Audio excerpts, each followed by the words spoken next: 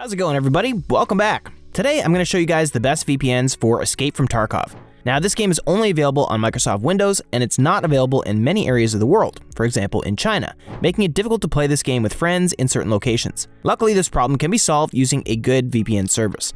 And using a VPN allows you to disguise your actual IP address by connecting to a VPN server in a different country or location, which will allow you to access the Tarkov game, even from the areas where it's unavailable. Now, it's best to connect to a VPN server in Miami when playing in the US, and to connect via one in Singapore when in Asia. For gaming, other good VPN server locations are in Sydney, Hong Kong, or Frankfurt. In Africa, we have one here in South Africa, and in Europe, we have all of these, and in the Middle East, we have these two. By the way, I've tested over a couple dozen VPNs, and I've narrowed it down to these three as the best overall: Express, Nord, and Surfshark.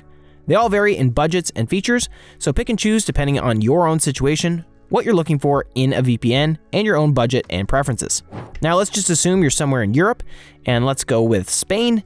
But there is a server in Spain, and maybe you're having trouble with your ISP, you're not really getting the best connection. And here's where a VPN can actually help you with that. Now, ideally, you want to connect to the VPN server that's closest to the game server. I want to give you an example of a country where there is no server. Let's just say Ireland, right? Maybe you're in Ireland right here, and the closest one to you will be in London. So if you're in Ireland, you want to connect to the London server, which is going to be the closest one to you right here. And that way, you'll be closing the gap in terms of distance between your VPN server and the game server.